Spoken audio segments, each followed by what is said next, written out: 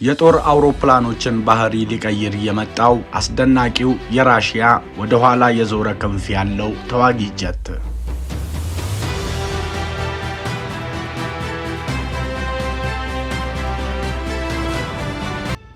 ራሺያ የምትፈጥራቸው አንዳንዴም ኮፒ አድርጋ በእጥፍ አሳድጋ የምታመጣቸው የጦር አቅሞች በጦር መሳሪያ ኢንዱስትሪዎቿ ውስጥ የሚወጡ ልዩ ልዩ ብቃት ያላቸው በዘመናት ውስጥ እየጎመሩ የሚታዩ መሳሪያዎች ሁልጊዜ እንዳስገረሙ ናቸው። በዓለም የመሳሪያዎች ፈጠራ ረገድ በተለይም ከዩናይትድ ስቴትስ ጋር ያለባትን ፉክክር በልጦ ለመገኘት ባለሙያዎቿ ሁልጊዜ እንቅልፍ የላቸውም። ይፈጥራሉ፣ ያሻሽላሉ፣ የተሻለ ከተገኘ ኮፒ አድርገው የራሳቸውን ቀለም ጨምረው ያመጡታል። ለዚህ ደግሞ ማሳያ የአውሮፕላኖችንና የጦር ጀቶችን አሰራር ፍጹም ሊቀይረው ይችላል የተባለለት አዳዲስ የተዋጊ አውሮፕላኖችና ጀቶች አሰራር ንድፍ ላይ የቀየረችው አብዮት ነው። ይህ አሰራርና ንድፍ ለሁልጊዜ ከምናውቃቸው አውሮፕላኖችና ጀቶች በእጅጉ የሚለዩበት የውስጥ አሰራራቸው ብቻ ሳይሆን የላይኛው ዲዛይናቸው እይታ የተለየና ያልተለመደ ነው። አንድ አውሮፕላን ወደፊት ሲሄድ አየሩን እየቀዘፈ መክነፍ እንዲቻለው ከሚያደርገው አንደኛው ክንፉ ነው። ይህ ክንፍ ታዲያ ወደፊት እየቀዘፈ አውሮፕላኑ እንዲጓዝ የሚያደርገው እንደነበር ቢታወቅም ሩሲያኖች ተቃራኒ ያደርገውት የአውሮፕላኑ ፊት በተቃራኒ ክንፉን ወደ ኋላ በማድረግ አዲስ አሰራር ብቻ ሳይሆን የተሻለ ለውጥ ማምጣት ችለዋል። በእርግጥ ይህ አሰራር ሐሳቡ 50 ዓመታት ቢያልፈውም በተሻለ ብቃትና አቅም አሁን እውን አድርገውታል። እንዴት በሱፐርሶኒክ ደረጃ ፈጣን አውሮፕላን ሰሩ? የሰሩበት አስደናቂ ሚስጥርና ቀደም ሲል የነበረው ጄዩ 287 ቦምበርንና አዲሱን ሱኮይ SU-47 የተባሉትን የተለዩ የጦር አውሮፕላኖችን እየተመለከትን የሩሲያን የአዲሱን ዘመን የአውሮፕላንን ንድፍ ያስቀየረ አስገራሚ ውጤት እንመለከታለን። ሰላም እንደምንቆያችሁን። ይህ ሰሞነኛ ሰምታችኋል ነው። ሰሞነኛ መረጃዎችን በዳበረ መረጃዎች አዋደንና አስማምተን ለትንታኔ የምንሰየምበት ወዳጅ ቤተሰቦቻችን የቻናላችንን ወሳኝ 4 በተኖች መንካታችሁን እንዳትረሱ እያልን ወደ ትንታኔያችን እንሻገር። ሱኮይ SU-47 ስያሜውን ያገኘው ከሩሲያ ቃል ነው።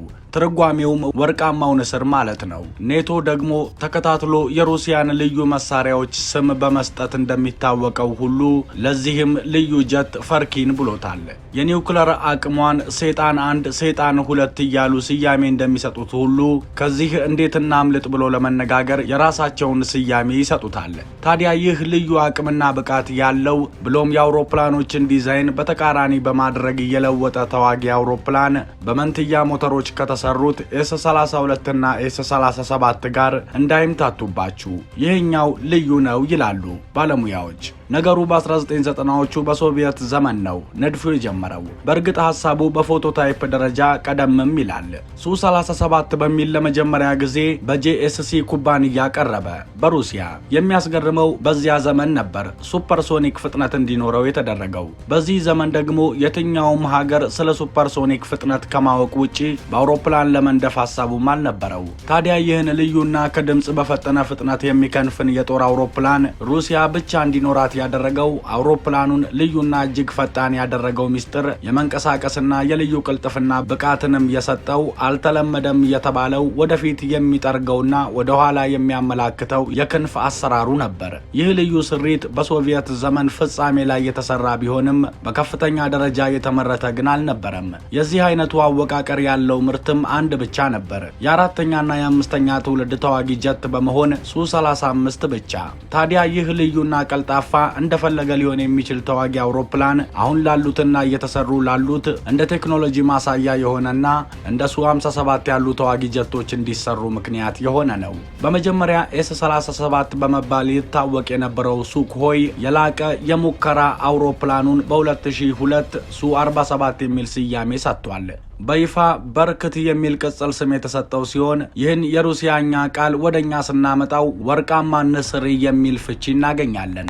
ሱ-47 ከተሰራ በኋላ ውስጣዊ ማሻሻያዎችና የቴክኖሎጂ ግብዓቶች ተካተውለታል። የመጀመሪያ ፈጠራውና የኋላ ክንፉ ለአውሮፕላኑ ልዩ ፍጥነትና እንዳሻው እንዲጠማዘዝና በየትኛውም የአየር ሁኔታ እንዲበራ አስችሎታል። ፕሮጀክቱ በሶቪየት አየር ኃይል ትዕዛዝ በ1983 ተጀመረ።